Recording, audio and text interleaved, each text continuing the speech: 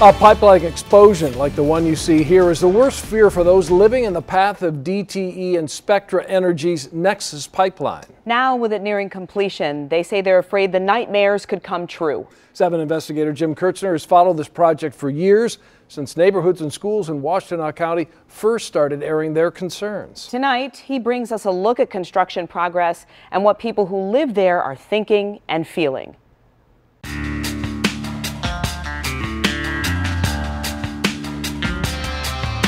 They are going to just push this through. The Nexus Pipeline will supply fracked natural gas through Ohio, up to Michigan, through Lenawee, Monroe and Washtenaw Counties, and also supply Ontario, Canada. What's your biggest fear of this? Explosion. Augusta Township voted against it. Washtenaw County also passed a resolution opposing it.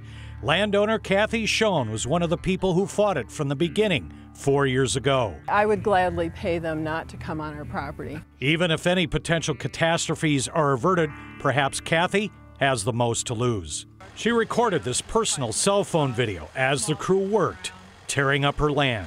Breaks my heart that we couldn't stop it. She grew up on this farm. So did her parents and their parents. It's one of the few centennial farms still owned by the same family. We were paid something, and I can't disclose that. They won't let you? None of the landowners can disclose, from what I understand. What would happen if you did? Legal. Nexus officials say right-of-way and eminent domain payments are confidential. I think people should know. The Federal Energy Regulatory Commission gave final approval to the $2 billion Nexus last August, and all winter installation has been going on in several locations. A 3-foot diameter pipeline will run an average of 3 feet underground. In Ypsilanti Township, it's already here under the Huron River, right next to Ford Lake. Company officials say 40 feet below the riverbed. It's already here under I-94. Company officials say 50 feet below the freeway.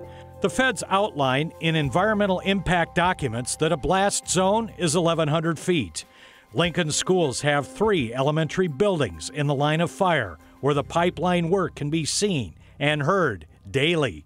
2 years ago, the superintendent told us safety was his main concern. We are going to need some definitive answers. Do we stay inside the building, or is it best to leave the building? Nexus Pipeline officials decline an on-camera interview, but say they've gone through safety and public awareness programs that include first responders.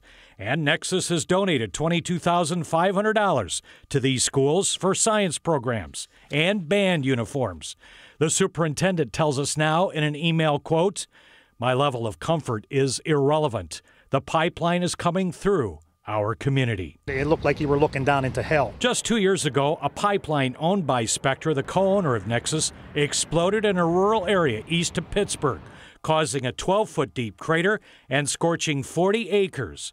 1 man was seriously burned and lived. And all he could see was fire. As he was running, the heat was so intense that it was just burning him as he was running. In 2010, another pipeline exploded, killing 8 and destroying dozens of homes in San Bruno, California.